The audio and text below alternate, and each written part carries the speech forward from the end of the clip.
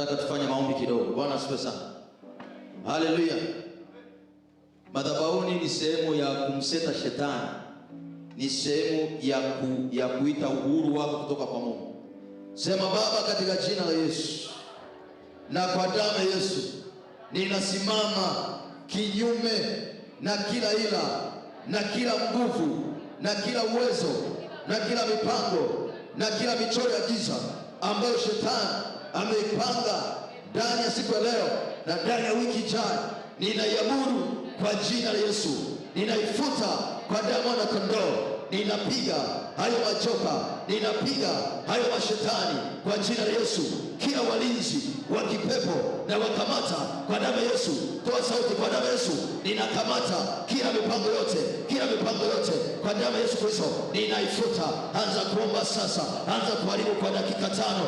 Fanya maombi ya vita kwa nguvu katika jina la Yesu aliye hai. Ninasimama kinyume ya Bwana kila mamlaka zote za kuzimu ambazo zinapangwa kwa ajili ya maisha yetu, kwa ajili ya uhai wetu, kwa ajili ya huduma hii. Ninakanyaga kwa jina la Yesu. Ninaamuru damu ya Yesu, ninaamuru damu ya Yesu, ninaamuru damu ya Yesu, ninaamuru damu ya Yesu. Fieka kwa jina la Yesu. Piga hayo mashetani, piga kwa jina la Yesu Kristo. Mashetani yanayokunywa damu, mashetani yaliyoachiliwa kwa ajili ya kuleta ajali, kwa ajili ya kuleta misukosuko, kwa ajili ya kuleta magonjwa, kwa ajili ya kuleta huzuni. Kataa kwa jina la Yesu. Vunja na kuharibu katika jina la Yesu Kristo. Sambaratisha kabisa, moa kabisa kila mapango ambayo yapanda Baba yetu wa mbinguni. Imeandikwa yataondolewa, nami nang'oa kila ushirikina, nami nang'oa kila mipango, nami nang'oa kila kibali cha kipepo ambacho kinasimama kinyume na mapenzi ya Bwana. Tunasimama kwenye madhabahu, tunaharibu kwa jina la Yesu Kristo, tunaharibu kazi zote, tunaharibu kazi zote.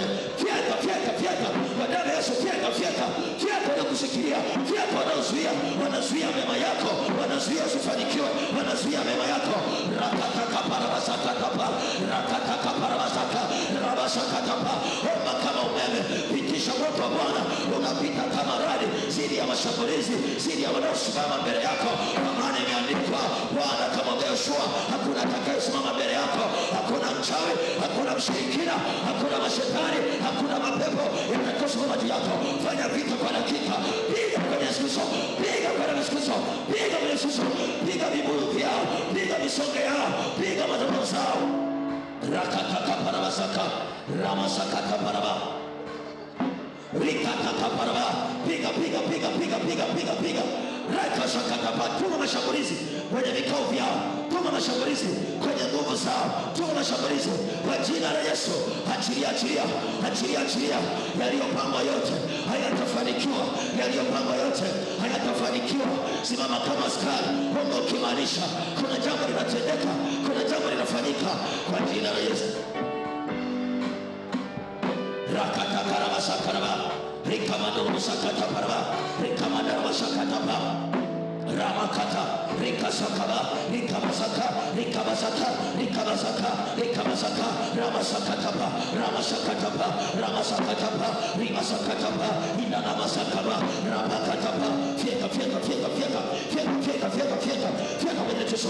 Kila mipango iliyopangwa, mipango ya mabaya, mipango ya kukuzunisha, mipango yote kwa jina la Yesu. Ramasakatapa. Zile hiyo mipango isiwe kabisa, haitofanikiwa. Unajua kabisa kuna kitu ambacho unakijua kabisa kimeshikilia, kuna kitu ambacho kimekwama, lakini sasa mwambie Bwana, tunayaweza mambo yote katika yeye atupaye nguvu. Tunaweza, maana hakuna linalomshinda Bwana. Mungu ukimaanisha kwa jina la Yesu, Mungu ukimaanisha kwa damu ya Yesu, Mungu ukimaanisha ora masaka. Huu ni wakati wa kupigania hatima yako. Omba mwana Mungu, Mungu ukimaanisha kwa jina la Yesu, kwa damu ya Yesu. Omba kamato, omba kamato, omba kamato, omba kamato. Hautazuilika. Waganga na wachawi hawatakuzuia, mapepo na majini hayatakuzuia, walonzi, wasoma nyota, waganga wa kienyeji, wapiga baa hawatakuzuia. Kwa damu ya Yesu Kristo, kila mipango anayoipanga inasambaratishwa kwa damu ya mwana kondoo. Inapigwa Yesu, inapigwa Yesu, inapigwa Yesu. Aliyeshika maisha yako, aliyeshika biashara yako, aliyeshika ndoa yako, aliyeshika uchumi wako, aliyeshika mipango yako, aliyeshika matendo wako, mwambie achilia, achia, achia, achia, achia, achia. Nami nasema kwenye Kristo, wachue, wachue. Aliyeshika huduma, aliyeshika washirika, aliyekamata miguu yao, ninaamuru kwa damu ya Yesu Kristo, fungua, fungua, fungua, fungua, fungua, fungua kwa Yesu Kristo. Rakataka paraba, rakataka pasha, rakamakataka, mashikezo, pambana kwenye mashikezo, pambana kwa moto, pambana kwa moto. Rakapakata, ramasakatapa, ramasakatapa. Biblia inasema mtawekwa huru, mkishakuwa huru, mtakuwa huru kweli kweli. Wacha Bwana tuweke huru. Tangaza huru kwenye maisha yako, tangaza liko huru, kile ushindi kwenye Yesu Kristo. Rimasakatapa, raba, raba, raba, raba. Rikamando, rikamando, rikamando, rikamando, rikasakatamando, rakatakaparamando, rimasakata, rimasakata, rimasakata, rimasakatapa, rimasakatapa, rimasakatapa. Pambana mwana Mungu, tuko kushindana. Dunia ni uwanja wa vita, sio uwanja wa mchezo. Umekuja kutafuta ushindi wako wa damu mwana kondoo. Amini kwa jina la Yesu. Maombi haya yanafanya kitu, yanaangusha ngome, yanatikisa ngome, yanatikisa viti, yanatikisa kila kitu ambacho kimekamata damu mwana kondoo. Rapa katapa, rapa kashatapa, rima katakapa, rama sakatapa. Bwana wetu ni motola, Bwana wetu ni motola, Bwana wetu ni motola, Bwana wetu ni motola, Bwana wetu ni motola, Bwana wetu ni motola, Bwana wetu ni motola, Bwana wetu ni motola. Ni motola uteketeza, ni motola uteketeza, ni motola uteketeza, ni motola, ni motola, ni motola, ni motola. Motola tafuna, wanatafuna magonjwa, wanatafuna mateso, wanatafuna Yesu Kristo. Ni motola, ni motola, ni motola. Natamka moto kwenye ardhi, natamka moto kwenye anga, natamka moto kwenye vilindi vya maji, natamka moto kila mahali. Bwana, kila mtu aliyeko mahali hapa, ninatangaza kila mateso yanamwe na moto, kila magonjwa yanamwe na moto. Ita moto Bwana, majira ya Yesu. Maana Biblia inasema kwa ajili ya moto nyoka atatoka, kwa ajili ya moto nyoka atakimbia, na kwa ajili ya moto uachiliwe, kwa ajili ya moto magonjwa atoke, kwa ajili ya moto mateso atoke, kwa ajili ya moto. Ramasaka, rimasaka, ramasaka, rakatakapa, rimasaka takapa, rikasaka takapa. Mtikisiko wa roho, tunatikisa vitu vyao, tunatikisa tawala zao, tunatikisa falme zao, tunatikisa nguzo zao, tunatikisa kwa Yesu Kristo. Ikamasaka tapa, ramasaka tapa, ikamandosaka, inanamasaka tapa, inanamasaka tapa. Anguka kuzimu, anguka shetani, anguka giza, anguka maskini, anguka magonjwa, anguka rana, anguka uzito. Hatutazuilika. Ewe mkuanga, ninatangaza kwa jina la Yesu Kristo, hautazuia, hautazuia, hautazuia, hautazuia kwenye mashetani ya familia, hautazuia. Adamu anakondoo, Adamu anakondoo, Adamu anakondoo, Adamu anakondoo. Maana Biblia inasema Bwana alituhamisha kutoka katika nguvu za giza, akatuingiza katika pendo na mwana wake. Nasi Bwana Yesu tunaamala kwa jina la Yesu. Rimasaka, rakataka, rimasaka, rimakata, rabarabarabara, rabarabarabara, rabarabarabara, rabarabarabara, rabarabarabara. Sheketekelebo, sheketekelebo, rikasakataka, rimasakataka. Shindana wewe, unajua kuna kitu hakijakaa sawa. Ni wakati wa kumwambia shetani, lazima uachilie. Achilia njia zangu, achilia nipite, achilia nipite, achilia huduma nipite. Damu ya Yesu. Unajua kuna kitu hakijakaa sawa, kuna kitu hakijakaa sawa. Sio maombi ya kulia, ni maombi ya kupigana, ni maombi ya kumwambia shetani, ninakukalisha chini, lazima uachilie.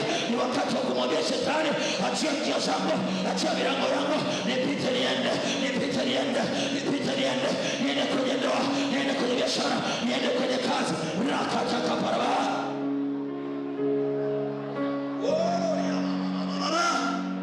Shakataka, shakaramando, ramashando, rekamando, rekamando, rabakata, rimakata, rekosaka, rimakata, rimasaka, oramashaka. Kuna kitu kimezuiliwa, unamwambia Bwana kiachiliwe. Kuna kitu kimezuiliwa, mwambie Yesu kiachiliwe. Orama, oriama, oriama, rakataka, ramasaka, ramasaka. Jifunze kupiga vita, jifunze askari wa Bwana. Rikasakatapa, rimasakatapa, rakasakatapa, ramasakatapa, ramasakatapa, ramasakatapa, ramasakatapa, ramasakatapa. Tunawasha moto, rimasakatapa, tunawasha moto, ramasaka. Katika jina la Yesu Kristo mwana wa Mungu aliye tumeomba. Sema amina tena kwa jina la Yesu. Inua mikono yako, sema natangaza ushindi kutoka mbinguni. Sema ibada ya leo ikanitengeneze njia. Sema ibada ya leo inatengeneza mlango wa kutokea. Nitangaza kwa jina la Yesu. Nitafika na pena kwa jina la Yesu. Ninatangaza ushindi.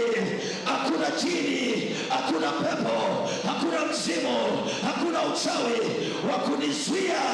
Kila kizuizi kimeondolewa.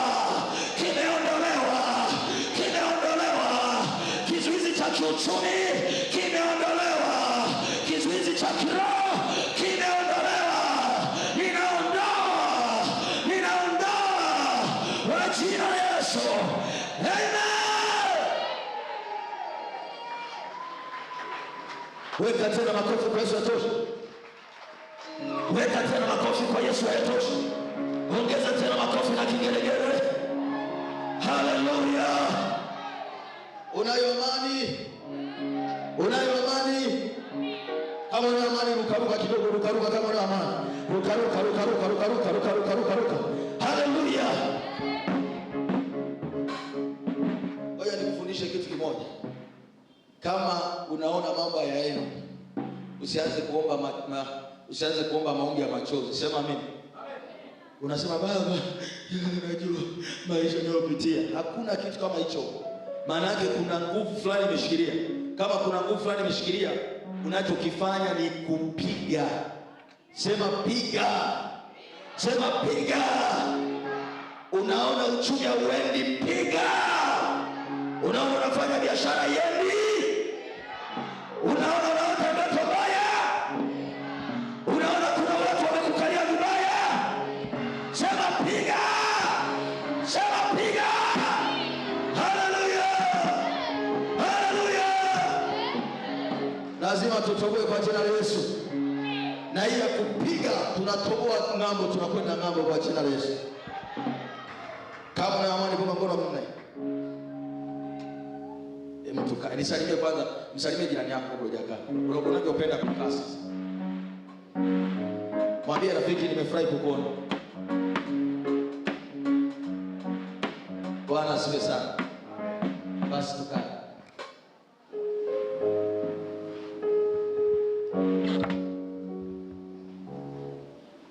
Niache mimi niimbe, niache mimi nicheze. Yesu mwana wa Mungu amejibu maombi yangu.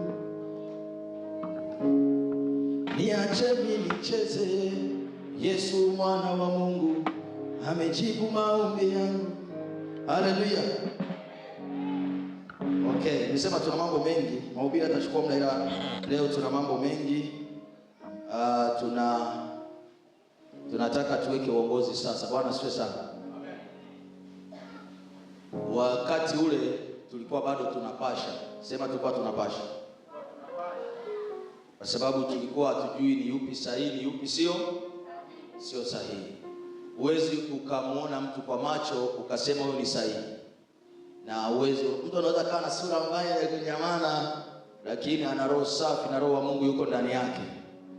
Lakini unaweza kuona ni mlembo, ni handsome, anang'aa, lakini roho ya kuzimu iko ndani yake. Sasa mimi kama mimi mtumishi wa Mungu nimeshajua tunaendaje sasa. Najua huyu anafaa katika kujenga ufalme wa Mungu. Sema amina.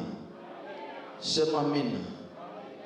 Nilisikitika sana, kuna watu walikuwa ni viongozi lakini walikuwa wanakunywa pombe, na wakitoka kanisani wanapita kunywa pombe. Mungu alinikemea sana, akasema, nimelisema leo ila nilikuwa nalijua tu. Mungu akanikemea akasema, ulifanya haraka kutoa uongozi. Walikuwa wanakuja mkesha wako nzui na walikuwa na kigrupu fulani. Biblia inasema mwanangu mwenye dhambi akikushawishi usifanyeje? Usikubali. Wala utakiwa uende naye njia moja, wala usikae barazani pa wenye mizaa. Sasa aina ya marafiki ulio nao nitajua unaelekea wapi, nitajua wewe ni mtu wa namna gani. Sihitaji sana kuomba nikujue rohoni, ila nitajua rafiki unayoambatana naye, nitajua unaenda wapi. Sasa wale watu walikuwa ni kikundi, wakitoka kanisani wanapita wanapiga vitu, tena wanakunywa zile gongo zinaitwaje zile za kisasa zile. Unajua unakunywaga na wewe. Wewe kitu kinaitwa smart jini. Yaani ni jini lilo smart. Alafu wanakunywa. Ila wakati wa mikesha ambayo tulikuwa tunafanya wanakunywa, na nikisema ni wakati wa kuweka mikono, hauoni mtu. Wanatoka, unaongea na mtu Bwana anaogopa sitakanuka pombe. Sasa hiyo ni hatari sana. Bwana asifiwe sana.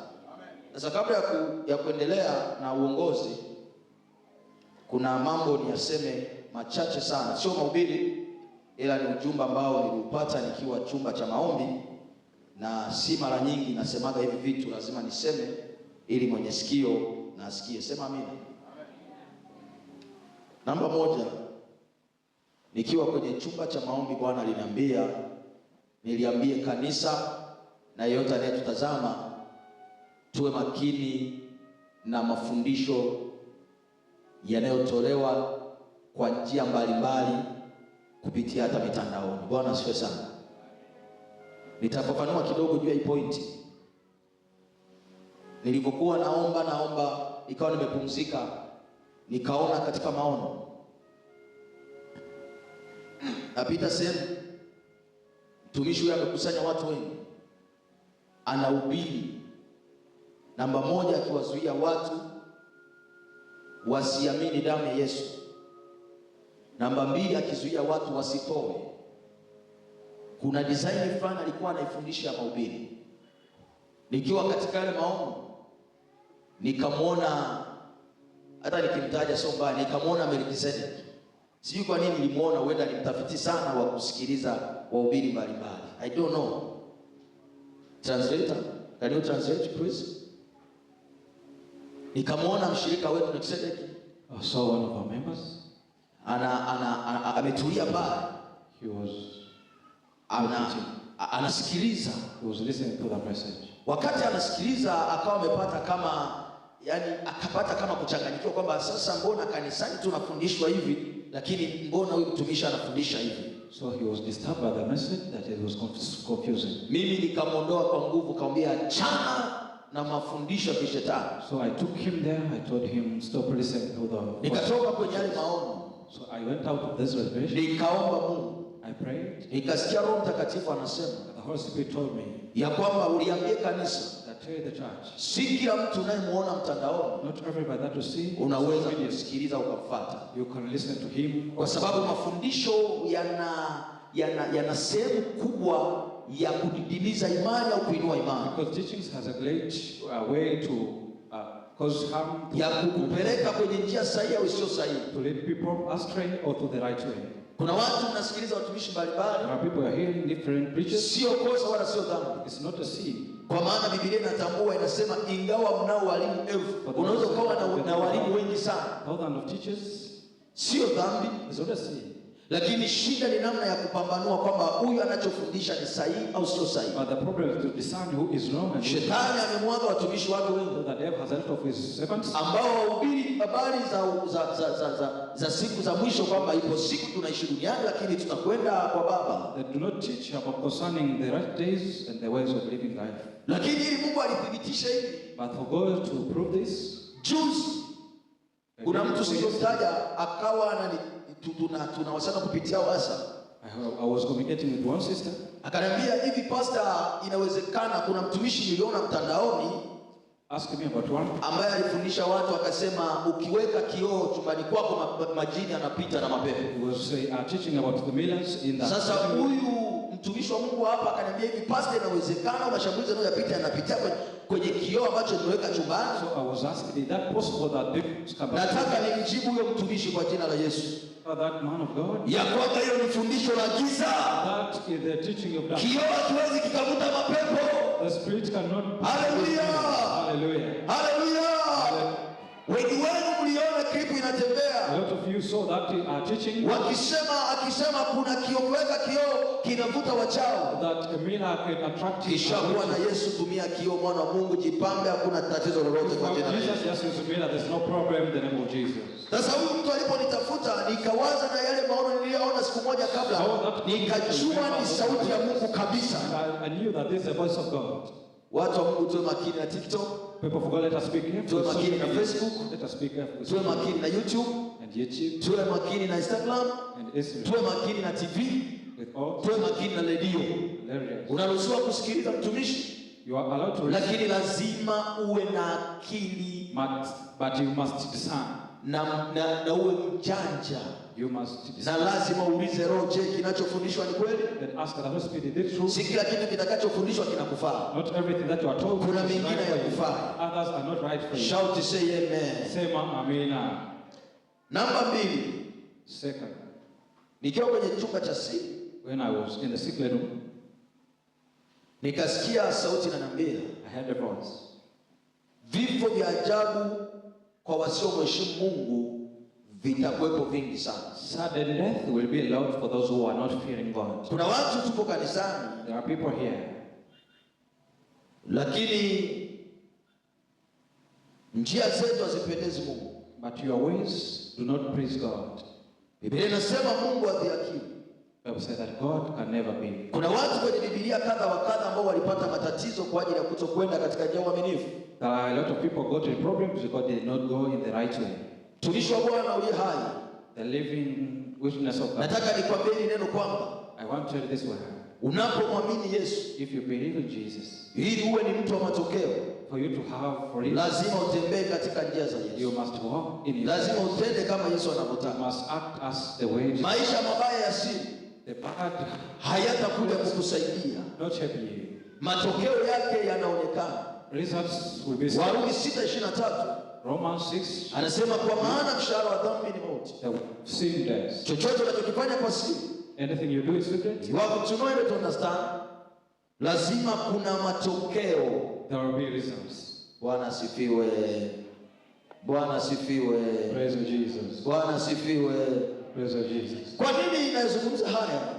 Why am I talking Kwa this? sababu kuna vitu vinaendelea. Because there are things going on.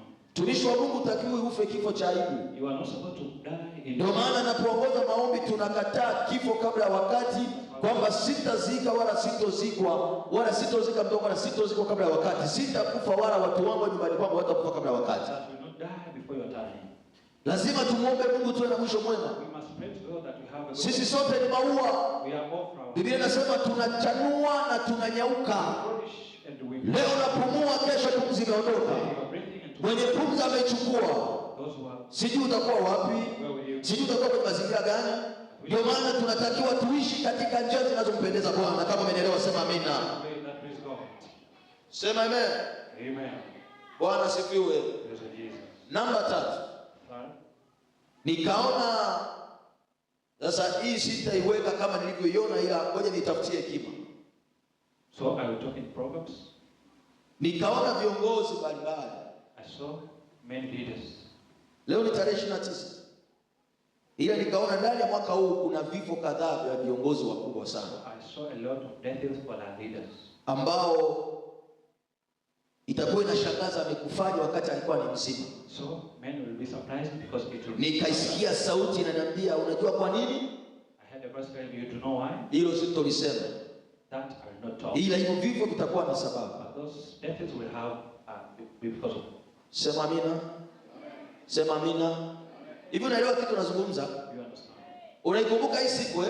You will remember this. Itunze vizuri utaanza kuona. Remember this day. Sitaki nizungumze sana hapo. I will not talk a lot. Ila namba mwisho But last week, nikauona uamsho mkubwa I sana. saw a great revival. Nikaona Mungu anainua watumishi walio waaminifu God blessing a lot of. wakihubiri injili yenye matendo na miujiza, Preaching the gospel. watu wakikimbia kwenye huduma za kweli, People are running. watu wakifunguliwa, People are. watu wakimjua Yesu. People know Jesus. Watu wa Mungu, nataka nikwambie, People want to. popote unaposali Now you are attending. ikubali madhabahu inayokufundisha kumpata Yesu wa kweli, kumpata Yesu wako, Yesu asiye tegemezi, Yesu asiyefichwa mfukoni, Yesu asiyewekwa kabatini, Yesu asiyepelekwa kwenye pochi, Yesu anayekaa moyoni.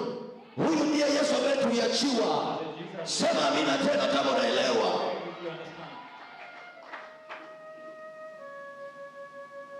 Bwana asifiwe.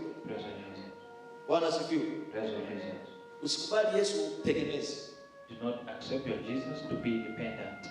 Yesu ambaye unamwabudu huku na chumvi mfukoni ni tegemezi. worship while you have. Kubali mtumishi anayekufundisha namna ya kusimama kuomba. Accept a true teacher. Hata mtumishi asipokuwepo duniani, wewe upo duniani na Yesu uko naye. Sema amina. Even though he is not there, but you have Jesus. Sio kama unanielewa? Amen.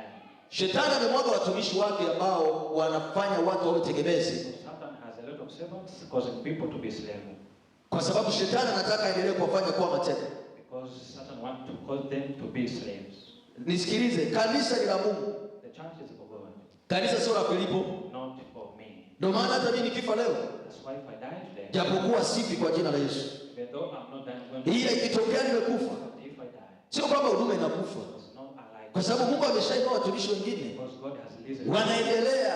They will continue. Niliona nabii mmoja alikufa hapa Tanzania, kipindi cha nyuma alikuwa ni mwanamke, alikuwa ameshika sana hapa Dar es Salaam. Was a woman. Yuko mitaa ya Tegeta. Alikufa mwaka juzi. So she died Kwa sababu huduma ilikuwa ni ya kwake. because the house. Alikuwa ametengeneza watu tegemezi. She created people to depend on her. Huduma ilishia pale. And that's how it's ended. Kuna kingine nilikuwa natafuta sehemu ya kukodi ili wanafanya fellowship kule. Nikaonyeshwa lile, lakini wakasema hawawezi kukubali kwa sababu wamemzika pale pale. So the woman was buried around that area. Huduma imekwisha. That Sema Yesu tusaidie. Sema Yesu tusaidie. Jesus help me. Sema Yesu nisaidie. Jesus help me. Niwe miongoni mwa wanauamsho. That will be among those. Kwa jina la nani? In the name of La Jesus. Yesu. Sema amina tena. Amen. Nataka nisome sasa. Kabla ya kusoma viongozi, naomba mwenye shukrani huyu binafsi, zile shukrani zetu kwa mwezi baadaye tutazitamkia na nitakuwekea mikono kabla tukishamaliza kushiriki meza Bwana. Nimkaribishe huyu ambaye ana shukrani binafsi, aje aseme anamshukuru Mungu kwa ajili ya nini. Karibu sana. Kimbia mbele. Mtume vipi? Maki kwa simama hapo. Kwa hiyo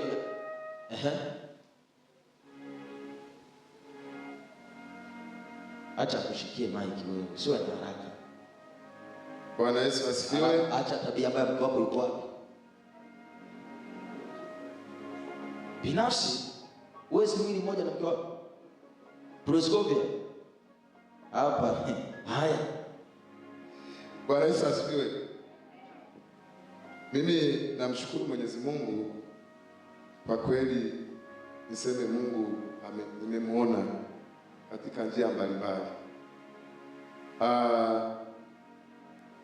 Niseme na furaha kubwa sana kwa sababu sio kila mtu anaweza kuwa na connection ya kiroho kwa roho wa Mungu. Yaani kwa nafasi ya pekee nimeona kwamba Mwenyezi Mungu ananitumia kwa njia mbalimbali. Jambo la kwanza, nimesimama hapa nimeleta shukrani hii mpaka mimi nashangaa. Sasa hivi mtumishi wa Mungu anasema madhabahuni, analizungumzia. Mimi hili nishaliona kabla hata yeye hajaliona. Ndio maana rudia, unasema mimi hii nishaliona. lipi? Ila kwa kuangalia watumishi. Yes. Kweli mimi ni mfuatiliaji mzuri sana, watumishi wa Mungu nafuatilia sana kwa sababu mimi ni mtu najitahidi sana kujua na kila ninapokuwa najifunza naanza kutafakari. Najikita kumuuliza Mungu, ananipa majibu. Sasa kwa nini nimesimama hapa? Najua watu wengi ambao hawapo rohoni waweza kujua labda hii imetengenezwa. Sasa wewe kalia hapo useme imetengenezwa, kumbe ni kitu cha kiroho. Hakuna wa kutengeneza hapa. Sasa nafikiri kulikuwa ni mfungo wa siku ya 15. Siku 15.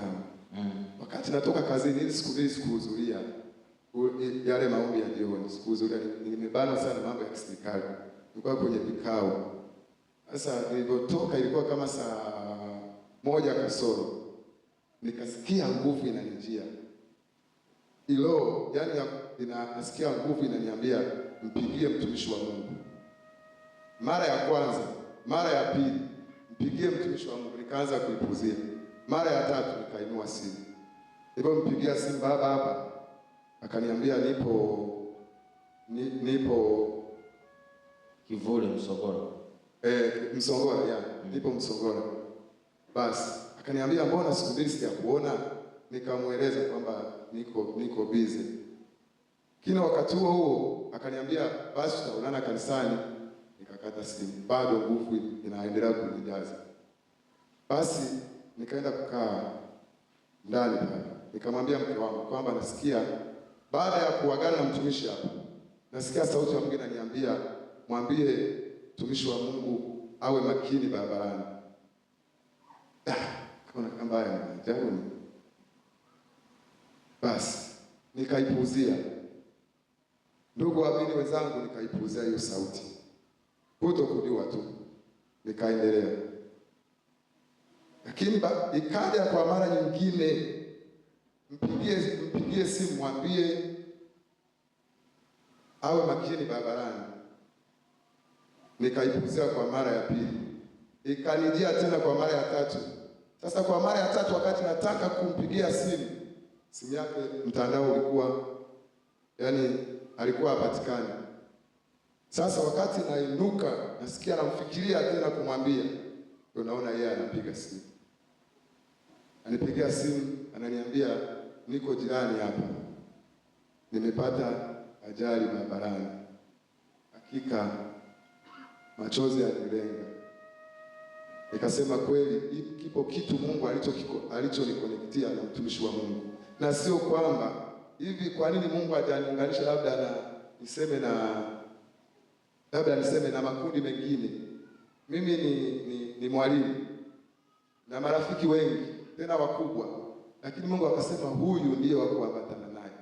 Yaani ninawaambia ukweli kutoka moyoni. Yaani kila ninapomfikiria tu naona ananipigia simu. Mpaka mimi naogopa. Kila ninapomfikiria lazima apige simu. Hata simu ikiwa inapiga atasema huyu ni mtumishi wa Mungu. Na inakuta ni yeye kweli. Sasa siku ya leo nikasema sina budi kumshukuru Mungu kwa hii neema aliyonipa kwa kuniunganisha na mtumishi wa Mungu. Niseme ni mtumishi wa Mungu wa kweli. Mtumishi Mungu wa kweli, na hata nyumbani wanashangaa. Nikikupa historia yangu nilikotoka, unaweza mkashangaa. Nyumbani wanashangaa. Ninapozungumza mdogo wangu anasomea upadri. Kwa hiyo sio rahisi kuona unatoka kwenye imani ya Roma unakuja huko kwenye makanisa ya kiroho. Baba kwanza mpaka sasa hivi hakuelewa, lakini sasa hivi ameshaelewa. Baba yako alisema ni katekista? Yes, baba ni katekista. Baba ni katekista sasa hivi, lakini amestaafu. Okay. Sasa hivi amestaafu. Ila hata mama naye ni kiongozi wa WAWATA wa parokia. Yaani familia yetu yote ni Roma, yaani pia wale Roma ambao hata ukuchinja. Lakini Mungu mimi amenileta huku. Nafikiri namshukuru Mungu amenileta sehemu sahihi. Basi niseme asanteni sana Mungu wangu kwa nafasi ulionipa. Ninaamini Bwana una makusudi na mimi. Amen. Umeniambatanisha na mtumishi huyu. Naomba uendelee kutuunganisha tena na tena na tena katika viwango vikubwa. Na kuomba ndio maana nimeleta shukrani yangu hii, naomba uipokee. Amen. Amina. Okay, Bwana asifiwe. Njoo kwa. Bwana Yesu asifiwe sana. Hello. Siku anaoisema nilipata ajali mbaya sana. Jana niko naongea na simu loudspeaker imekaa na kiwango aliniambia sio umekaa kanisani muda mrefu, nilikuwa kama na siku 3 sirudi sijala nyumbani. Nasema nilipotoka kwa huyo mtumishi nilipokuwa nimeenda kusema ngoja niende kula. Nikiwa tu kawaida taratibu. Sijui bodaboda walitoka wapi wale wanaofanyaga hizi. Si mnawajua? Vishandu sijui nini. Anakwenda anachora. Alivyochora akaona gari liko huko akaamua bane kwangu. Mimi nilisikia kama mzinga.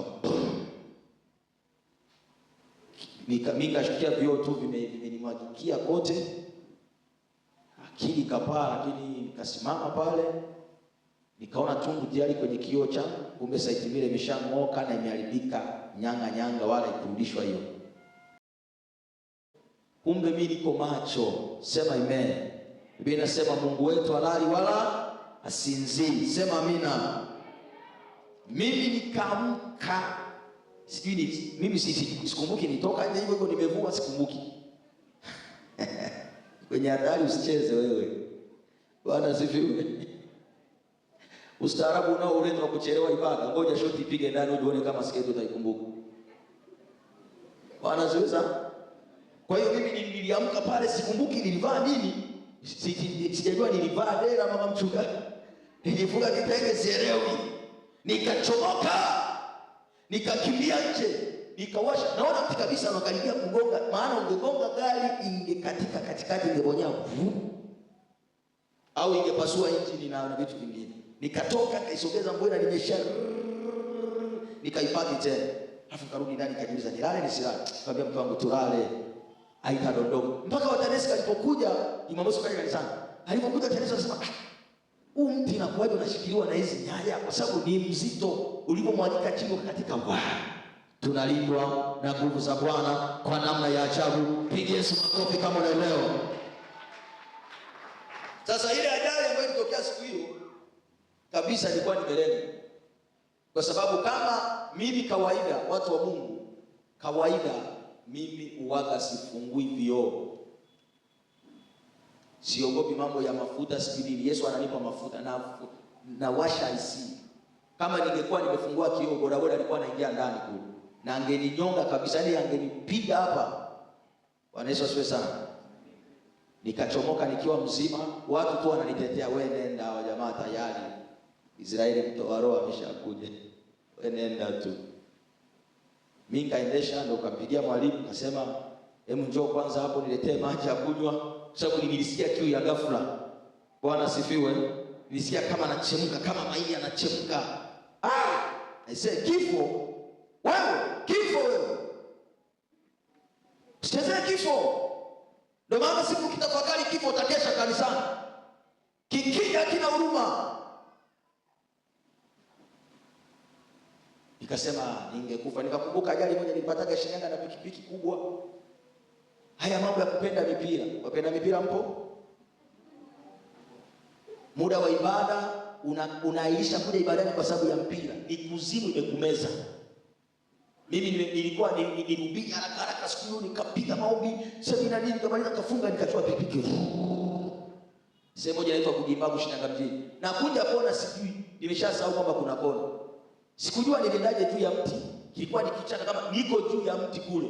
Sijui nikoje huko nimefikaje, na shangaa Wasukuma wanasema, Wakisukuma wanasemaje mimi kwa Kisukuma?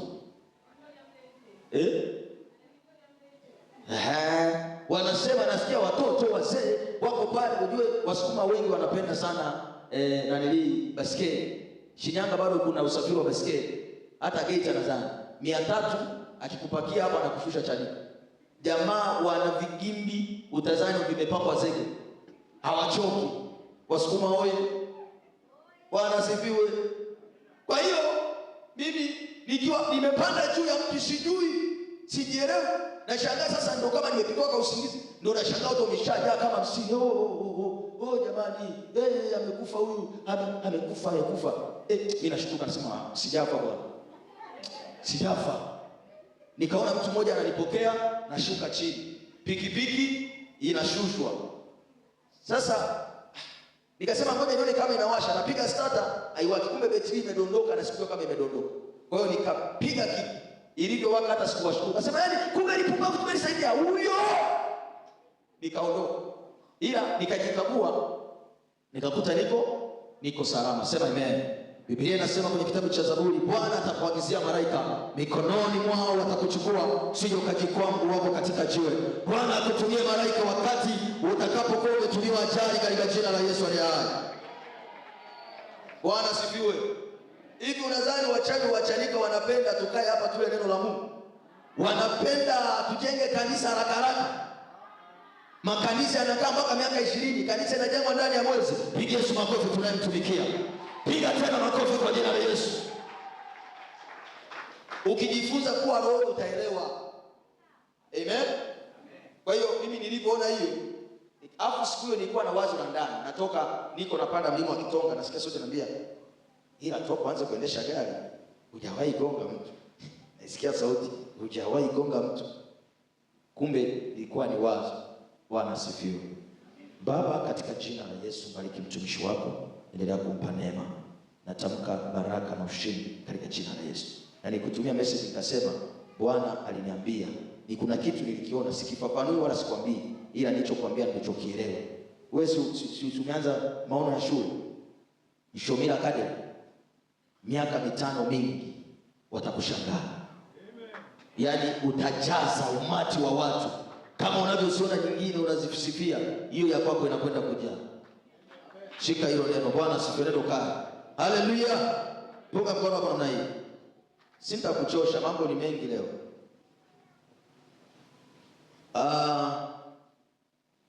Wafuatao watakuwa ni viongozi wetu, nikikusoma unatoka mbele. Bwana asifiwe sana.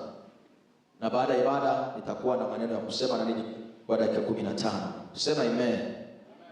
Watu wa Mungu, tunahitaji, nieleze kidogo kwa dakika 3, tunahitaji tutengeneze mfumo wa kuhakikisha tunavuna nafsi nyingi za watu. Sawa? Halo. Muulize mwenzako, toka uwepo hapo ulishaleta mtu kanisani? Muulize. Ulishaleta mtu kanisani? Mkasi. Ulishaleta mtu kanisani? No. Na kama ulimleta yuko wapi? Dereva, ulishaleta mtu kanisani yuko wapi? Sio umlete tu aje atembee, unakoma naye kwamba wewe usitoke hapa. Kwa sababu kazi ya mchungaji sio kuzaa. Mchungaji anazaa. Mchungaji anafanyaje? Anayezaa ni kondoo. Wewe ni kondoo wa Mungu, lazima uzae. Na nitakufundisha kuna faida ya kuzaa. Kuna baraka nyingine unazitafuta hazitafunguka mpaka ujue kuzaa. Halo, unaishi na majirani, unafanya kazi na watu, mdomo mbubu, wewe kusema jamani twende kanisani ujionee. Yaani wewe unasali tu kwa Filipo, ukitoka nyumbani na kamkoko kuchu umeondoka. Sasa alafu unasema Mungu nisaidie. Mungu hana namna ya kukusaidia. Lazima ujifunze kuhubiri habari njema kwa kila mtu. Bwana sifiwe. Kwa hiyo tutakuwa, kwa sababu nishawahi kusema na nalirudia tena kwa sababu ndivyo lilivyo, sisi sote hapa ni watenda kazi, washirika wa jamii.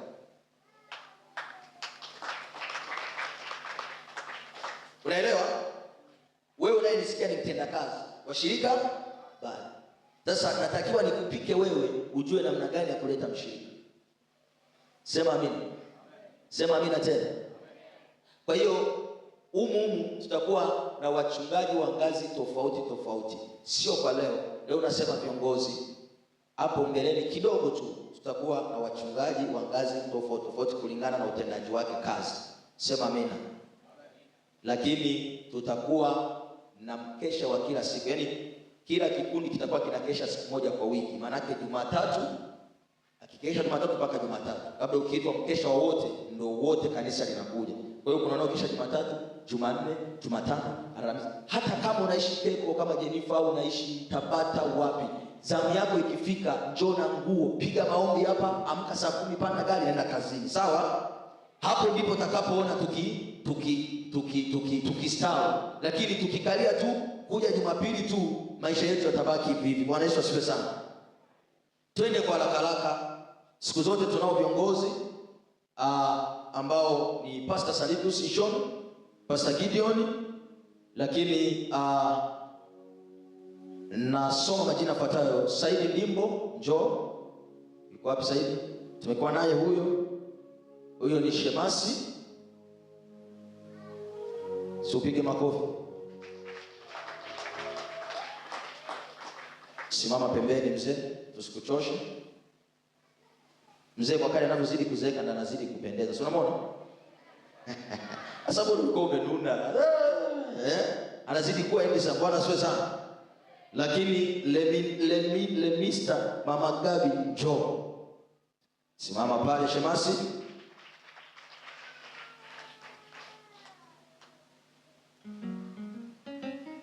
Hapa kuna mtu mmoja anasema mtumishi asije akanisoma. Ndio umeshaingia hapo uchomoki. Bwana sifiwe. Bwana sifiwe. Au na mashemasi wetu tuwapigie Yesu makofi. Tulieni hapo. President Aneti Spola Debola Angel Philemon Christina Mwakalesi Tunukia. Kiongozi wao katika hili kundi, kiongozi wao, kuna kiongozi mkuu na kiongozi msaidizi. Kiongozi wao ni huyu dada mweupe. Mweupe ni nani? Tunukia ndo kiongozi wa praise hii, lakini msaidizi wake ni Spola. Pastor Gideon ni mwangalizi wa praise team na ni mwalimu wa praise team, lakini mwenyekiti mkuu ni Tunukia, msaidizi wake ni Spola. Na bandugu, yakifanyika madudu, mimi sisumbuani na wanaoimba, nashughulika na ninyi viongozi. Bwana sifiwe. Naeleweka Twende walimu watoto. Walimu watoto, Priscovia, njoo hapa. Tunafundisha mpaka mtu anaelewa. Priscovia na mume wako Melkisedeki. Simameni tu hapa. Ukiangalia hapa karibia wapo 10. Yaani nilisema wote sisi watenda kazi. Sema amina. Kuna kitu tunakiita protocol. Sema protocol. Yaani usimamizi wa wanaosimama. Ujue kusimama hapa mbele sio fashion. Sema amen. Anayesimama hapa mbele wakati umezama kwenye maombi, yeye anaomba lakini anachungulia. Ujue hatuna uhakika kama sisi sote tumepokea Roho Mtakatifu. Unaweza ukashangaa mwingine ameingia ni mamluki, wakati wananena yeye anapekua nini? Mikoba, anazoa simu. Alafu nikisema amina, milango ikifunguliwa ni kama amebanwa tumbo la kuwala, lakini ndio ameshaondoka na simu za watu. Badala ya ibada kuwa ya furaha inageuka kuwa ya uchungu. Sema amina. Kwa hiyo wanaosimamaga hapa mbele sio fashion, kuna kitu. Sema amina. Na nitawafundisha mbinu zaidi, kwa sababu hata mimi ni askari wa Bwana, nimepita jeshini. Sema amina. Kwa hiyo protocol ni Steven. Leo sijui yuko wapi. Mke wake yuko wapi Steve? Mke wake yuko wapi? Na nili Steve yuko wapi? Mguu bado msumbua. Steven Mwesaka, Livinus Joseph. Tunaanza na hao. Bwana sifiwe. Livinus yupo pale amesimama, anaendelea na kazi yake kabisa, na Mungu aendelee kumbariki sana. Kwa upande wa muziki hapa kuna Baraka Jafet, Kevin Stefano Mongole leo yupo kazini, na yuje yuko wapi? Jo. Afu unatakiwa ufundishwe kichwa chako kikae vizuri. Yaani nitakibonda bonda mpaka kitakaa kwenye njia. Wewe mama yuje niachie tu, nitamnyosha kama rura. Upande wa muziki, Baraka, fundisha kijana huyo kutwini vyombo na vitu kama hivyo. Fundisha. Alikuwa anajifunza kinanda, sio amefikia wapi. Simama hapo.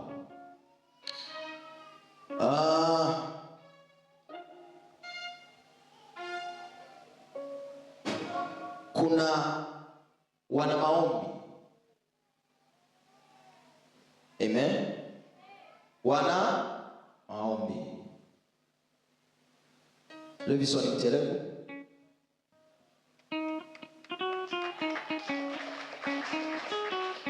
Susan Salvatore. Yasinta yupo, Jennifer. Elizabeth Saba. Tumpe Sau hayupo. Mama Saidi yuko wapi? Haya. Bwana asifiwe sana.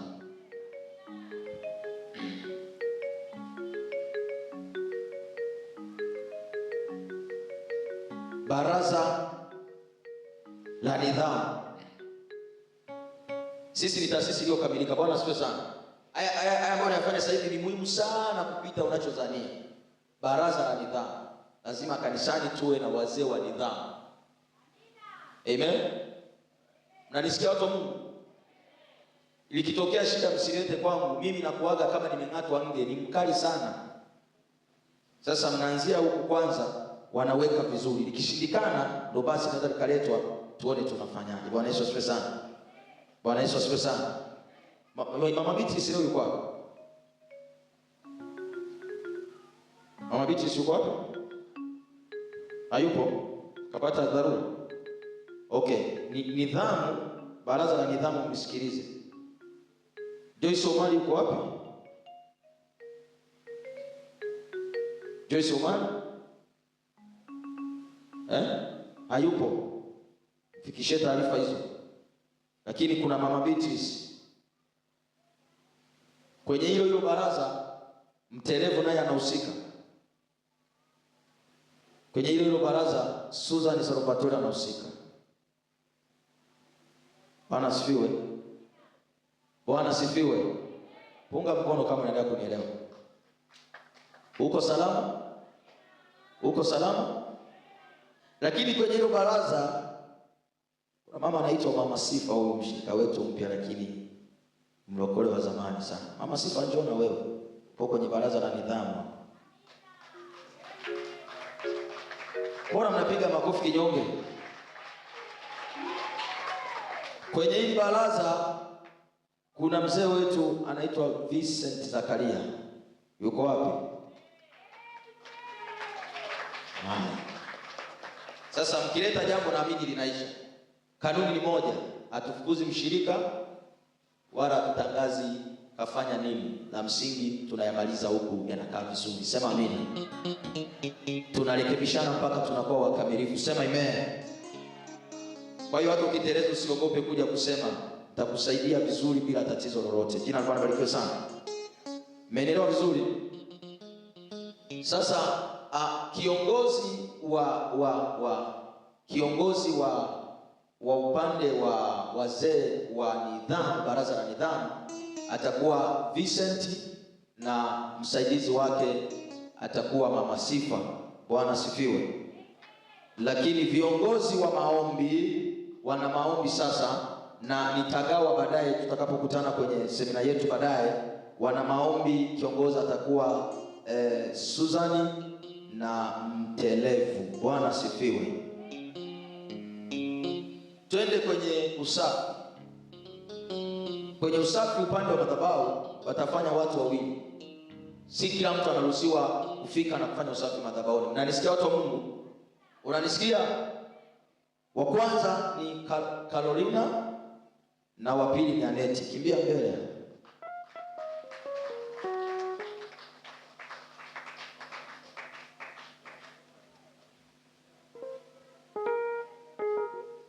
Usafi wa kanisani sasa. Bwana asifiwe.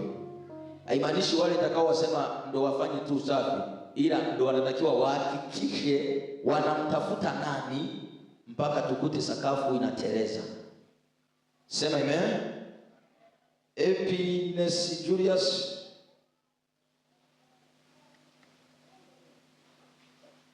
Maria Doto,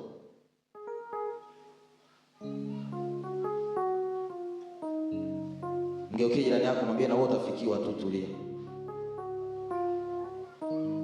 Maria Doto,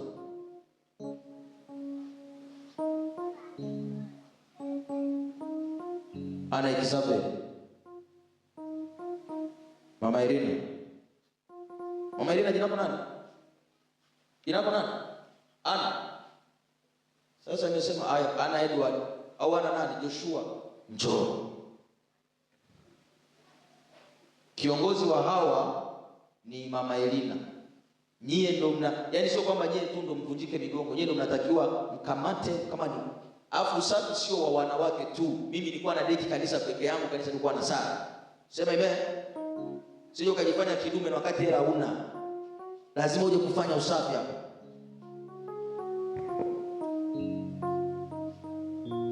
Mmechoka? Mmechoka? Sawa. Sasa wahudumu ambao hawa wote hawa mnaojiona tawapa maelekezo na mtakuwa na vitambulisho. Bwana asifiwe sana. Bwana asifiwe. Kila ibada natakiwa na vitambulisho hapo ndio kinavyo nyumbani. Vikiisha tutakuwa na kiongozi anavikusanya, vinakaa ofisini kule ya wachungaji wasaidizi. Alafu Jumapili vinachukuliwa, kila mtu anapata nini? Kitambulisho. Mwambie mwenzako tupo kazini. Ndio maana nikasema mnivumilie. Tahubiri kidogo tu leo wala sitawachosha. wana maombi siku ya ibada Jumapili. Kabla ya ibada Jumapili kuna watu ambao saa 1 au kabla ya maombi ya saa 3 wao wameshaanza kuwatabia madhabahu. Wanaombea madhabahu, wanaombea malango. Nitawaelekeza wafuatao, mnisikilize kwa makini. Bwana sifiwe. Kuna huyu jamaa anaitwa Beno Pangala. Yuko wapi? Njoo kabisa huko. Afa hajaoa. Simama huko. Ndoa ni nyingi mwaka huo, mwaka kesho sijui. Na mwingine leo amevaa kama bwana harusi hapo. Safi sana. Amen. Sema amina pasagilio. Amen. Lazima waoe. Bwana asifiwe sana. Wasiwape shida mabinti za watu wanahitaji kuolewa. Huyu kabla ya ibada ile saa 3 lazima uwe unatamia madhabahu kwa maombi. Bwana asifiwe. Bwana asifiwe. Lakini huyu namuongezea Jennifer. Jennifer nimeshamsoma huko, lakini namuongezea hapa pia anatamia maombi. Bwana asifiwe. Lakini hapa pia au tu wawili wanatosha. Beno Pangala pamoja na Jennifer. Bwana Yesu asifiwe sana. Wahudumu sasa au watenda kazi: Deborah Clement, Angolile Nuru, Alfred Pendo, Margaret, Frida, Shalom. Yuko wapi? Shalom Jobo,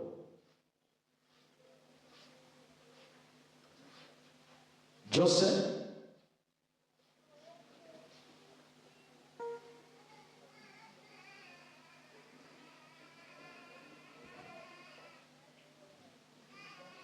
Michael,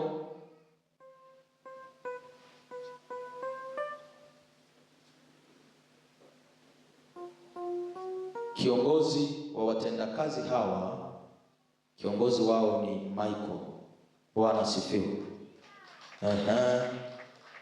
Huyo ndio kiongozi wao ambaye maelekezo anapitia yeye, anakwenda kuwasiliana nao wale wote.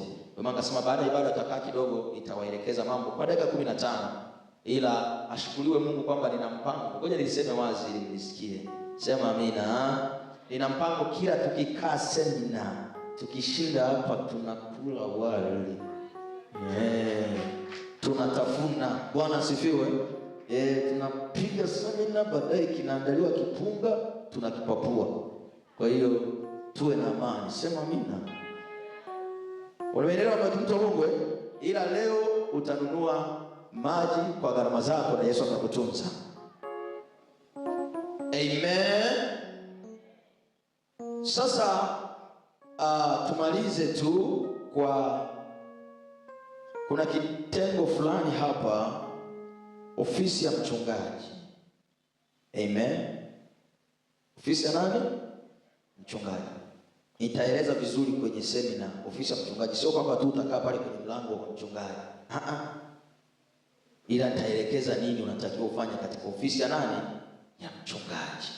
Mke wangu nilimkuta kwenye ofisi ya nani? Ya mchungaji, pamoja na mabinti kadha wa kadha ambao walikuwa pale kanisani kwetu. Sema amina. Wanajitahidi, huyu anafanya hivi, huyu anapita anafanya hivi, huyu anaangalia nini. Mambo ni mazuri sana. Bwana asifiwe. Bwana asifiwe kanisa. Mwambie yule pakana naye, mwambie kama umekuja kuombewa utaombewa tu. Mwambie hapa ndipo penyewe. Ofisi ya mchungaji kuna binti yangu anaitwa Eli Pen. Yuko wapi? Tupige makofi. Kuna Neema Kimalio. Yuko wapi? Aje. Yaani kama amepakana huko mimi nataka nimuone. Mmemwona Neema Kimalio? Tuna watu wengi sana. Kuna Pendo Abdalla. Lakini kuna Salome sijamuona. Bwana asifiwe. Bwana sifiwe. Sasa watu wa Mungu, kuna kitengo fulani nakianzisha hapa kwa mapenzi mema tu, ili Mungu aendelee kutusaidia. Kuna media team, kiongozi ni Godfred. Wangapi mnamfahamu Godfred? Huyu ambaye amevaa kamera huyo. Lakini kuna Justini Spiriani, huyu aliyekaa nyuma ya simu. Sijui Sele, maana huyu ni kondoo asiyefugika bandani. Ila na Sele yupo, ila kama hayupo, akiwepo ni mtoto wetu, tunafanya kazi. Sema amina. Kwa sababu pia na mwenyewe sasa hivi kuna sehemu anapiga kazi, kwa hiyo kupatikana ni ngumu. Akiwa na kazi zake anaenda huko Tegeta, kazi ikiisha anarudi nyumbani. Sema amina. Kwa hiyo watatu hao, lakini kiongozi wao ni Godfred, kwa sababu mwaka kesho Mungu anakwenda kutubariki kamera nzuri na tutakuwa tunafanya mambo mazuri zaidi. Sema amina. Haleluya. Umenielewa mtu wa Mungu? Lakini ofisi ya mchungaji, kuna huyu dada anaitwa Beatrice Mwaipungu. Huyu atacheza sehemu mbili. Atacheza sehemu ya ofisi ya mchungaji, lakini na sehemu ya wana maombi siku ya ibada Jumapili, lakini pia atacheza nafasi nyingine kwenye walimu wa Sunday school. Kwa hiyo utakuwa unazungumza naye, walimu wa Sunday school. Bwana asifiwe sana. Haleluya. Bwana asifiwe. Amen. Tumpige makofi kwa ajili yake. Sasa kitengo cha mwisho ambacho ni muhimu sana, watu wa Mungu, ni muhimu, na tukikubali na hakuna namna, na ndio nimeshaamua, wala baadaye nikishakutaja hapo usije kusema mchungaji ujue ungenitoa. Nitakuwa na fimbo pembeni, nitakulamba mkwaju mmoja unarudi kwenu. Sitaki mtu aseme Mungu amekuamini, wako wengi, lakini Mungu amekuona wewe. Amen. Hapa kanisani tunatumia umeme kwa wiki mwingi tu, na toka huduma miaka yote miwili sijawahi kwa umeme. Ila juzi nikasikia naomba, sina hela, nasikia mtakatifu ananiambia sukuma message kwa watu kadhaa kwamba sio kwamba naomba, mita namba, lipa jina fulani nitumie token. Nikiwa kwenye maombi ya siku 3. Bwana asifiwe sana. Kaanza na Melkisedeki, nikaona pale akamwambia hongera umeshinda. Kaingiza wa 10,000. Bwana asifiwe. Beno kanunua, akasema ubarikiwe. Kuna rafiki yangu yuko Dodoma akanunua wa 50,000, akasema ubarikiwe. Kuna mume wa Tunuki akanunua 40,000, akasema ubarikiwe. Kuna jamaa mmoja kutoka Madara akanunua 20,000, akasema ubarikiwe. Kuna binti yangu kutoka Mbezi Beach akanunua 15,000, akasema ubarikiwe. Yaani kashangaa unity zinakaribia 500 kasoro kama 8 tu. Haujawahi kuingizwa mpaka TANESCO walishangaa wakasema wewe mtumishi kweli, Mungu ambariki sana. Sasa tunapotumia vyombo na umeme na kila kitu, umeme unakwenda na gharama zinahitajika. Watu wa Mungu, tuko hapa kutengeneza kanisa, na nitakufunza vizuri sana kwa wiki zinazokuja. Baada ya Pasaka kuna kitu nitakufundisha ili uelewe tunataka kwenda wapi na baraka zako ziko wapi. Kwa sababu tunaposema utumishi, wewe unayenisikia ni mtumishi wa Mungu. Sema amina. Haleluya. Ndio maana hata watoto hao wakina Yuje ni wadogo, tunawakuta wengine kama kadogo, lakini kwa kadri wanavyokuwa wakina elimu wadogo, kwa kadri wanavyokuwa na wao wataanza kupokea majukumu. Sasa hiki ni kitengo nyeti. Haimaanishi ninaowasoma hapa ndio wanaohusika kununua umeme tu. No. Hawa wanatakiwa wajue baada ya Jumapili wamshike nani na nani ili tupate umeme wa kanisani. Sitaki nihusike na umeme tena, nina mambo mengi. Kwa sababu mimi ndo nalipaga umeme, mimi ndo naangalia mambo vimeharibika, mimi ndo namlipa mlinzi. Kwa sadaka gani? Mzee Saidi unahesabu sadaka, wewe ni shahidi, sio hivyo? Kuna muda sadaka inakuwa 100,000 tu. 100,000. Jumla hapo Sasa unaweza kujiuliza, hapa anatoboa kweli au nianze kuguza mafuta na maji na mimi?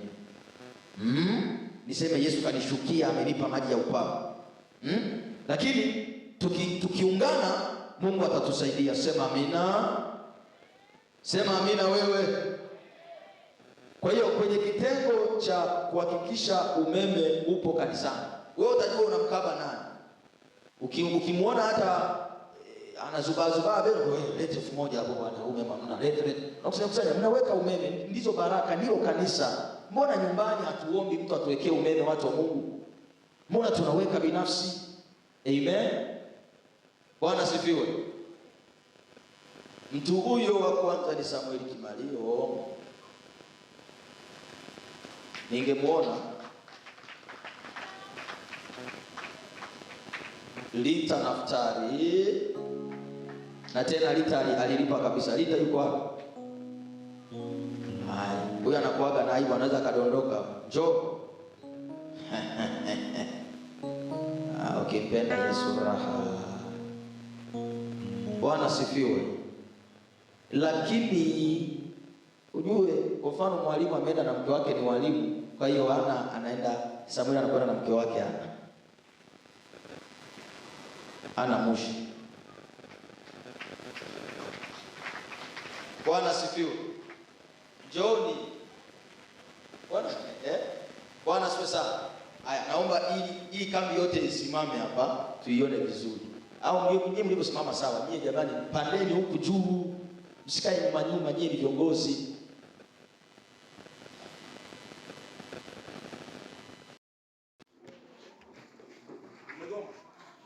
Mesha.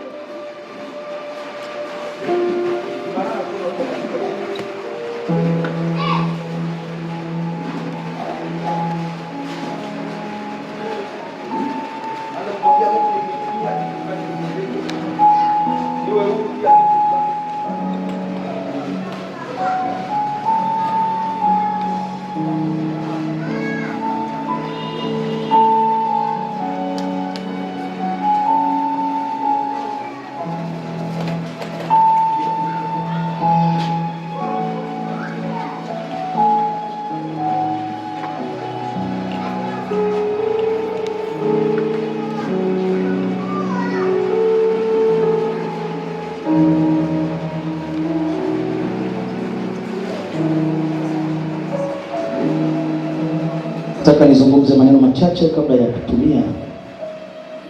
Tunaposhiriki, hatushiriki kama watu wa dini. Tunashiriki tukiutumainia wokovu na ukombozi.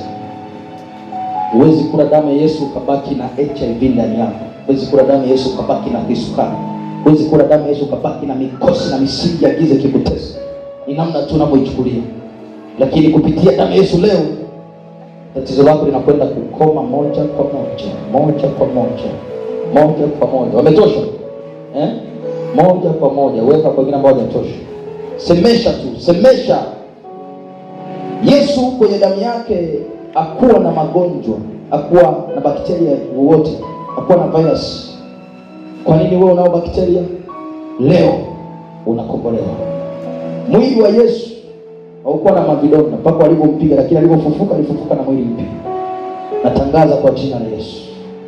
Yesu kasema usiku ule ulitoa mwili ukaumega. Kwa wafuasi wako kwambia kuleni, huu ni mwili wangu. Bwana Yesu, tunaamini kupitia mwili huu unaweza kushiriki kwa mwili, kula mwili. Baada ya kula akakitoa kikombe akakibariki, akasema hii ni damu ya agano jipya imwagikayo kwa ajili ya wote na kwa ajili ya ondoleo la dhambi. Kwa ukumbusho wangu fanyeni hivi kwa kunikumbuka. Shukuru sasa.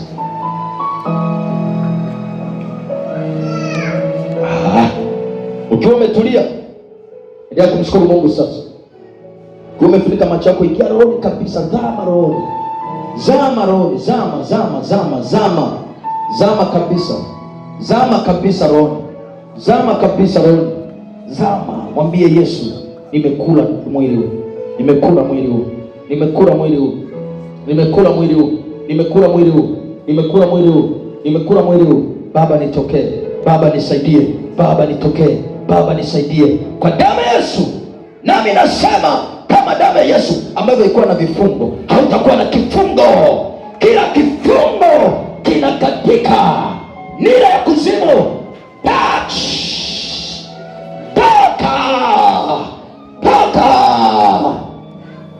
Nira zinafyatuka, zinarudi kule kuzimu. Zinafyatuka. Nira za magonjwa. Wewe uliye na kansa, wewe uliye na HIV, wewe uliye na vidonda vya tumbo, wewe ambaye miguu inauma, kiuno kinauma, nafyatua mitego, nafyatua mitego, nafyatua mitego, inafyatuka. Wewe ambaye unateswa na roho za kijijini kwenu, zinafyatuka. Wale kunenea maneno mabaya, toka.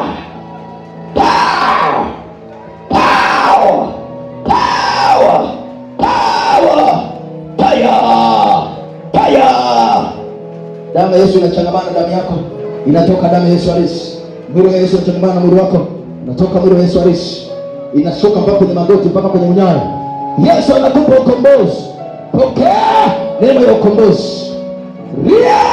Shakaramando rakato sekeriamando mama, kupitia damu hii Bwana, vipawa vilivyokufa, vilivyofifia, vilivyofukiwa vifufuke tena. Vipawa vya maombi, uliyeijua karama ya maombi, irejee tena. Uliyeijua kipawa cha machoka kiroho, irejee tena. Wanaoshindana na wewe wavunjike vipande, wale wanakwenda. Pokea ukombozi. Rima karama shoke, rima kata yanda mazekete limando. Kuna vitu vinafufuka ndani yako, ulikuwa unaviona vimepotea, vinarudi kwa damu ya Yesu, kwa damu ya Yesu, virejee in the mighty name of Jesus. Unaweza kurudi kwenye kiti chako kama tena kushukuru.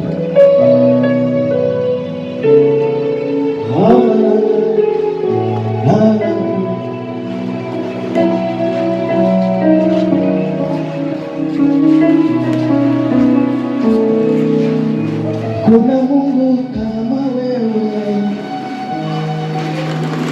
lima sakara na shekeri mosana,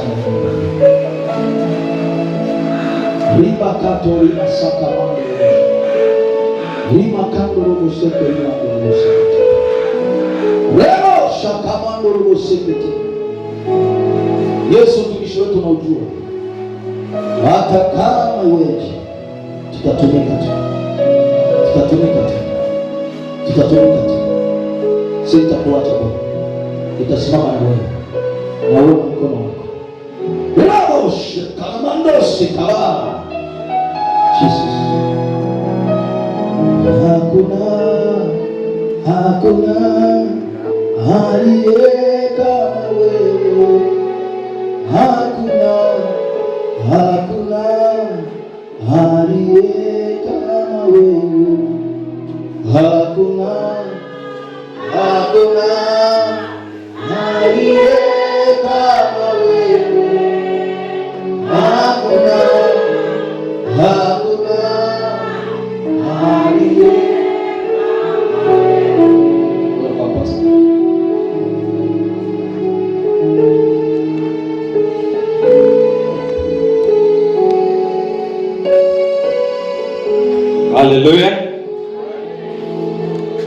Hallelujah. Amen. Hongera sana. Ndio makimbilio chini ya mpaka mafuta kwa baba yetu Pastor Filipo. Huaga tuna utaratibu wetu kama familia. Kila baada ya mwisho ibada huaga tunamshika mkono mchungaji wetu kwa chochote ambacho tunakuwa nacho. Hii ni hiari, ni kwa kupenda, ni kwa upendo, sio lazima. Lakini tunamshika, tunamtia moyo mchungaji. Tunamwambia hichi kidogo kula na familia yako, kwa sababu tunajua pale na mchungaji yeye ana majukumu yake, baba ana familia familia, anahitaji kulisha, anahitaji kulipa kodi ya nyumba na mengine mengi. Kwa hiyo tunamshika mkono, tunamwambia hichi kula na familia yako kwa leo au wiki ijayo kama itatosha, na Mungu akubariki sana.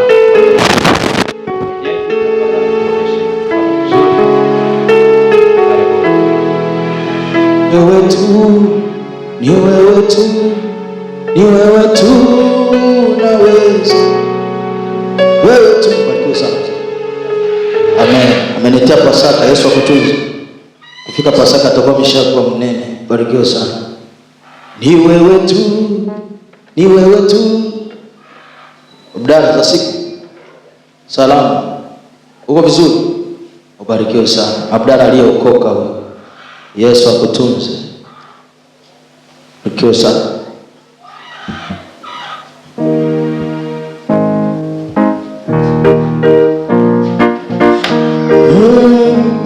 Baba, Baba pokea sifa.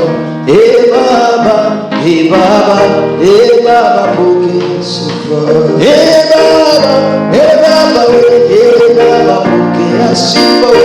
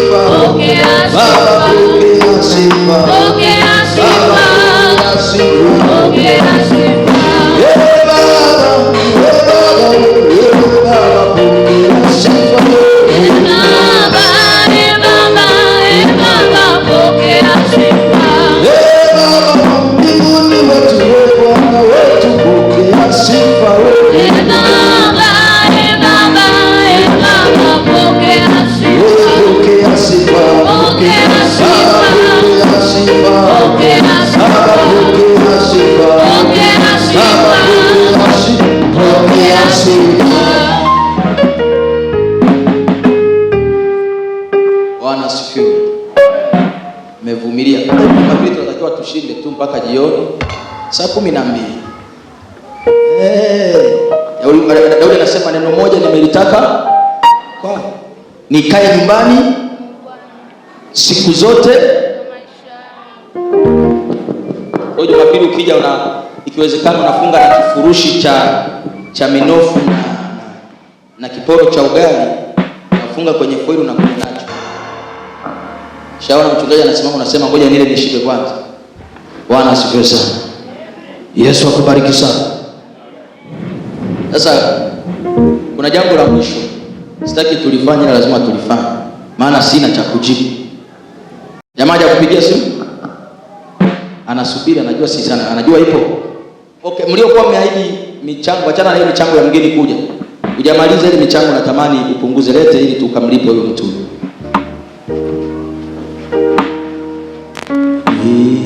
Hapo kuna watu waliahidi 200,000 wakatoa 50,000, 1,500,000 wakachikichia mitini. La. Chungaji, njoo hapa. Tunafanyaje sasa? Sababu jamaa leo atakiwa pelekwa taraki. Siku ile niliforce mpaka taraki katoka. Leo ni siku njema, tutamuona Bwana. Ndio sasa nataka hela. Wewe anapunguza 30,000 bado 70,000. Kila wiki tunatakiwa tupeleke laki. Ametuvumilia, alitupa tofali. Ilianzia 1,200,000 tumeshao mpaka imebaki hizo. Leo tunatakiwa tubakize 500,000.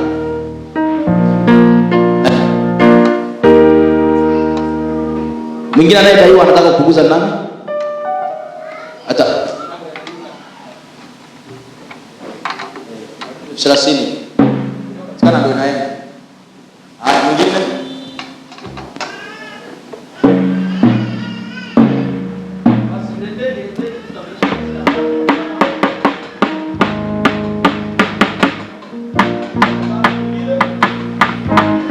mwingine, yani lazima isipotoka hatutoki hapa.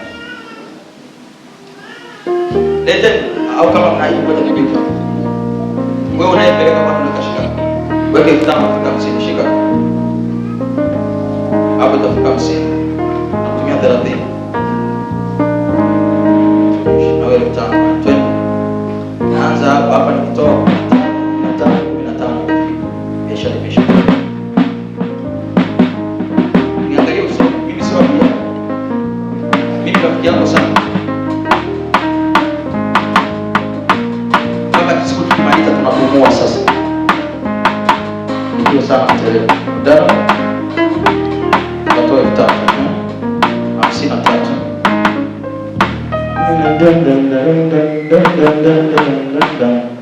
Wewe sawa jamaa. Ongeza basi. 55 baada ya 45. Walikuwa sana. 56.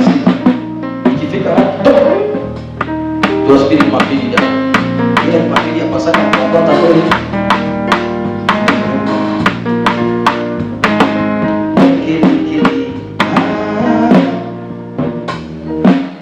kili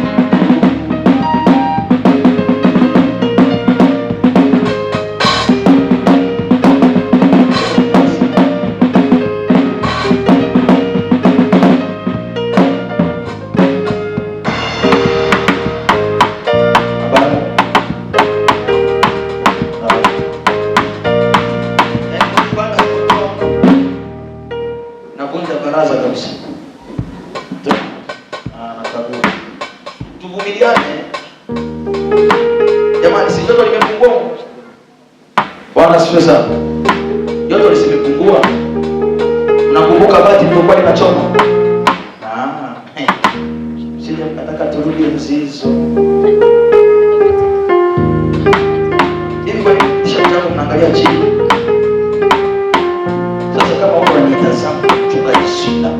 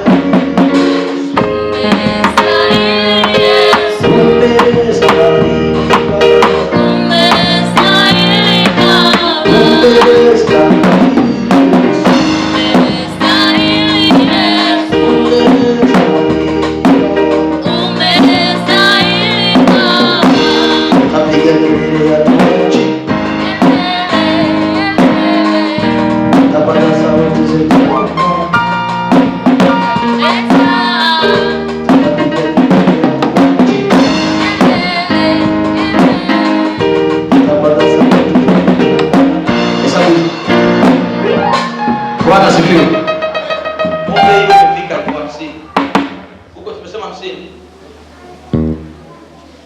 Yaani ikiwa imefika 50 kwa kweli mmejikomboa. Kama bado na naimba tena napita. Najua sipo ile sema kale kanalo kana nilibada kajaachia kachanika kale. Mwingine kabisa alikuwa anataka nitoe kuishi lakini akasikia leo namwambia wewe kumbuka kuna kesho. Kesho iko mikononi mwa Bwana. Shauri yako. Zile sana tumishi.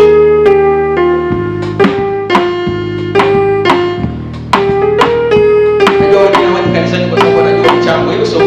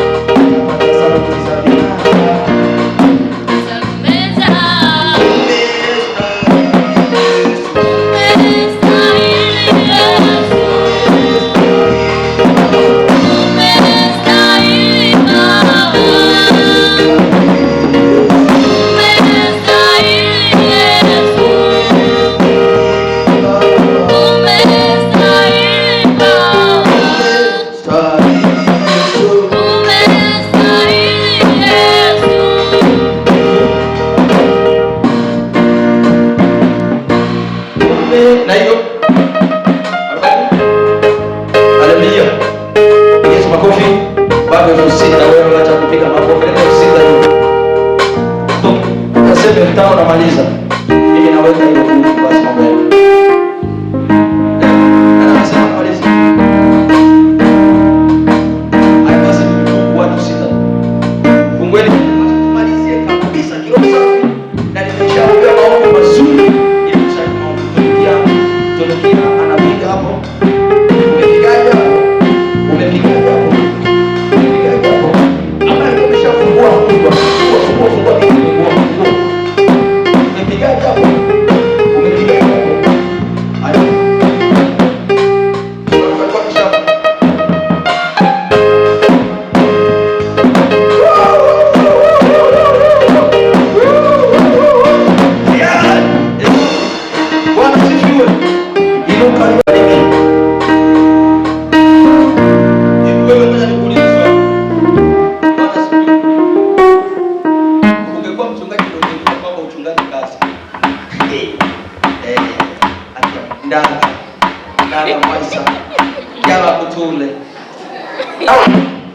kwa kweli ni sawa.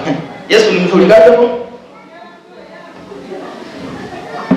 Bwana sasa usiombe ulio na mwanaume mchungaji ni changamoto. Lazima uwe kichati leo. Ile mambo ya hebu tukaenda kama dakika moja tu. Ngoja nikaribishe huyo kamanda tusaidie. Kamanda ndio tusaidie. Ndio tusaidie utakosa kumuona. Mwambie hivyo. Mwambie utakuwa umpati. Tapiga simu utashangaa na ipokea tu yalo karibu kwenye ofisi ya mchungaji Filipo. Wewe hivyo yalo taratibu umebadilika. Tena nyewe watu ambao wanakuja baada ya mwezi. Unakuja wewe unaona ngoo. Hata kumfikia Pastor Salim usifika. Hata kumuona Gideoni kazi. Kuna wachungaji wengine hapo chini. Wakina Mteremo. Wakina Michael. Wakina Melchizedek, wakina Beno, wote wachungaji hao. Wao tu wanakuja unawakuta wanakuambia, una shida gani mama? Nasema namhitaji mchungaji, kumuona mchungaji kwanza hata sasa tujamuona wiki nzima hii.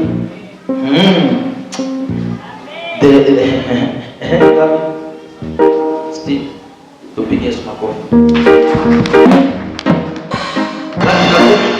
Anatudai akili na 90.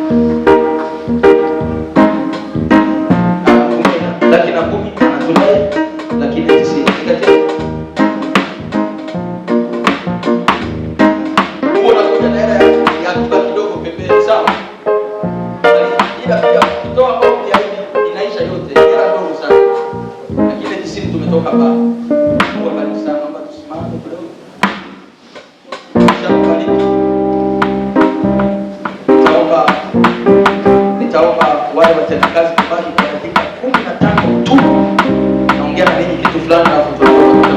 Inua mikono juu. Inua vizuri juu.